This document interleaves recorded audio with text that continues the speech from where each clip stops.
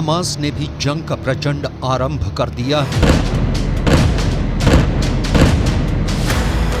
Hamas ने एक video जारी किया है और इस वीडियो में दिखाया गया है कि कैसे उसने अपने एंटी टैंक मिसाइल को लॉन्च करके इजराइल के 3 मरकावा टैंक उड़ा दिए हैं।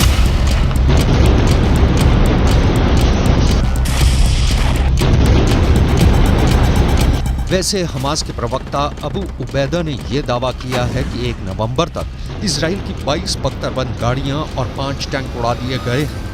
आखिर गाजा के अंदर इजराइल की फोर्स के रास्ते में कौन कौन चट्टान बनकर खड़ा है?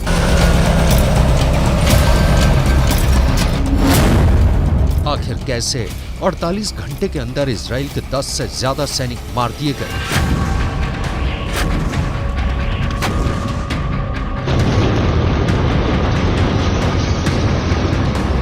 हमास के गुरिल्ला युद्ध की ये पूरी खतरनाक स्ट्रैटेजी हम आपको दिखाने वाले हैं, लेकिन सबसे पहले हमास के ही वीडियो का विश्लेषण करेंगे। हमास का टैंक फोड़ वीडियो नंबर 1। हमास का ये लड़ाका धीरे धीरे सुरंग से बाहर निकलता है।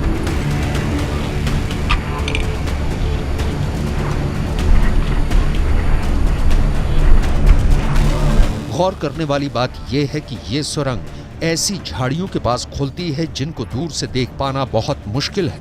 कुछ सेकंड बाद वो तस्वीर सामने आती है जब सुरंग से हमास का लड़ाका और उसका टैंक फोड़ने वाला हथियार एक ही फ्रेम में एक साथ साफ नजर आते हैं और बहुत ही आराम से बेहद नजदीक मौजूद इजराइल के टैंक को निशाना बनाने में हमास कामयाब हो जाता है।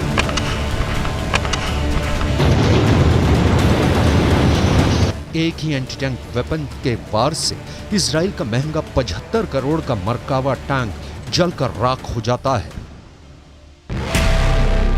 हमास का टैंक फोड़ वीडियो नंबर 2। एक झाड़ी और झुरमुट के पास ही सामने की तरफ इजराइल का टैंक नजर आता है। घात लगाकर टैंक पर हमला होता है।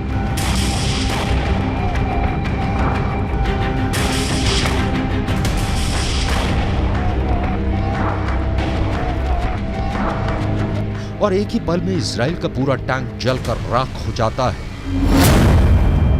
हमास का टैंक फोड़ वीडियो नंबर 3। इस वीडियो में भी साफ नजर आ रहा है कि इजराइल के टैंक पर निशाना लगाया गया है। अगर हमास का दावा सही है कि उसने इजराइल के 5 टैंकों को नष्ट कर दिया, तो यह घटना क्यू की उस जंग की याद दिलाती है कि पुतिन अपने टैंकों के बल पर क्यू को जीतने का ख्वाब देख रहे थे, लेकिन अमेरिका से आई एंटी टैंक मिसाइलों ने क्यू को रूस के टैंक का कब्रिस्तान बना दिया।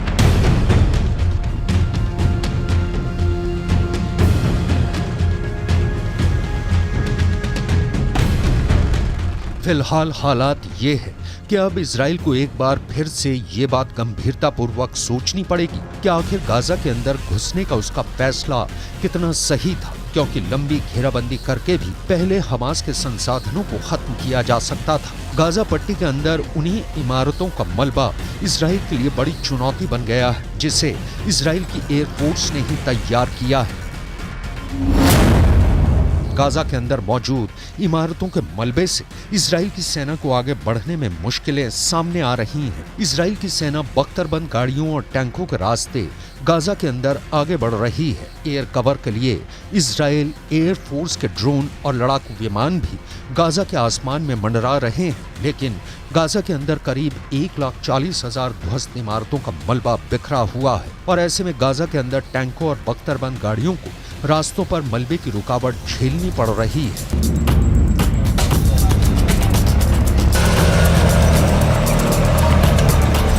इस मलबे को हटाए बिना इजराइल की आर्मी आगे नहीं बढ़ सकती है, लेकिन इसी मलबे को साफ करने के चक्कर में इजराइल की आर्मी फंस रही है और उसको हमास के हमले झेलने पड़ रहे हैं। इजराइल के अखबार टाइम्स ऑफ इजराइल की खबर के मुताबिक जब से ग्राउंड ऑपरेशन शुरू हुआ है, 1 नवंबर तक इजराइल के 17 सैनिक मारे जा चुके हैं। इजराइल के रक्षा मंत्री योव गैलेंट ने इस पर बयान दिया है कि गाजा में हमास आतंकवादियों के खिलाफ चल रही लड़ाई में इजराइल डिफेंस फोर्स के सैनिकों की मौत एक कठिन और दर्दनाक झटका है हमारे दिल और हमारे विचार उनके प्रिय परिवारों के साथ हैं।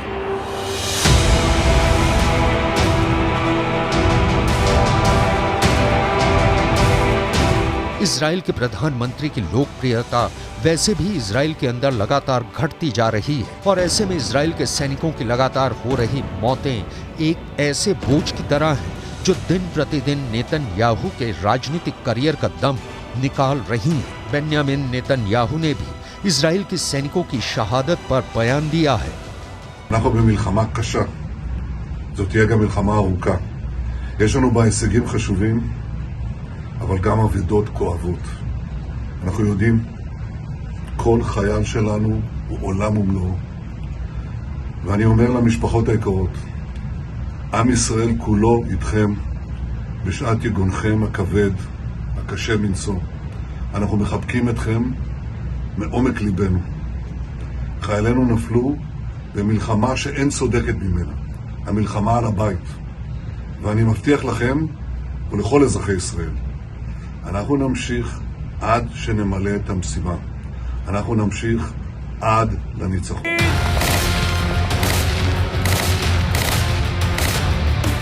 दरअसल इतने सैनिकों के 48 घंटों में मौत होना पूरे इजराइल के लिए एक बहुत बड़ा सदमा था और इसलिए इजराइल डिफेंस फोर्स ने पूरी ताकत से इसका बदला लिया। इजराइल एयरफोर्स और शिन बेत के पास इस बात की पूरी जानकारी थी कि आखिर इजराइल के इन सैनिकों को मारने वाला मास्टरमाइंड और हमास को युद्ध के निर्देश देने वाला कमांडर कहां पर छिपा है और इसलिए हमले के लिए जिम्मेदार इब्राहिम बियारी को सीधे टारगेट पर लिया गया। शिन बेत को यह सूचना मिली थी कि हमलों का मास्टरमाइंड इब्राहिम बियारी जबालिया के शरणार्थी शिविर में ही अंडरग्राउंड काम कर रहा था। इसलिए इजराइल डिफेंस फोर्स ने ताबड़तोड़ जबालिया कैंप पर हमले शुरू किए, जिसमें 1000 किलोग्राम के 6 बम गिराए गए। यह हमला इतना बड़ा और घातक था कि जहां पर बम गिरे वहां पर कई मंजिला गहरे गड्ढे नजर आने लगे। इजराइल डिफेंस का दावा है कि जिस अंडरग्राउंड हेडक्वार्टर में इब्राहिम बियारी काम कर रहा था उसको भी तहस नहस और नेस्त नाबूद कर दिया गया है। अब इजराइल के निशाने पर हमास का एंटी टैंक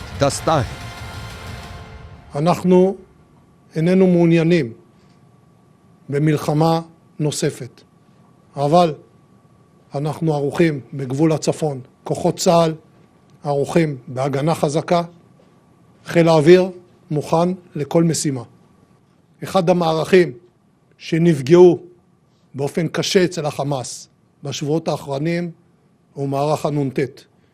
פגענו בחלק ניכר ברוב המפקדים של המערך הזה. חיסלנו אתמול את מפקד מערך הנ"ט של הרצועה, מופיע כאן לפניכם.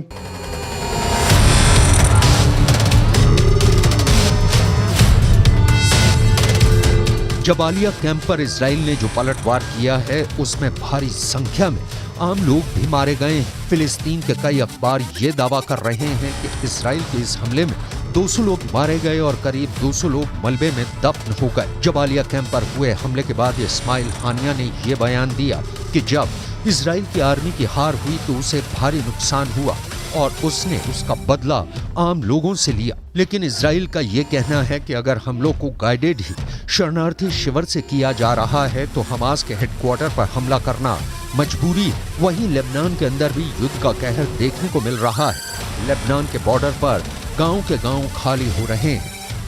हिजबुल्लाह और इजराइल के युद्ध के बीच अल-मशाब गांव की, इन जैसे क्रिश्चियन गांव की क्या प्लानिंग है वो हम आपको दिखाते हैं। सबसे पहले मैं आपको चर्च दिखाना चाहूँगा। आपको बता दूं कि इस पूरे इलाके में करीब 100% जो आबादी है वो क्रिश्चियन समुदाय की है और अभी आप देखेंगे जो चर्च है पूरी तरह से बंद है। और ये जो आप पूरा गाँव देखेंगे यहाँ पर हर घर में ताला है, कोई आपको यहाँ पर नज़र नहीं आएगा। बहुत ही चंद लोग हैं जो इस इलाके में आपको नज़र आएंगे।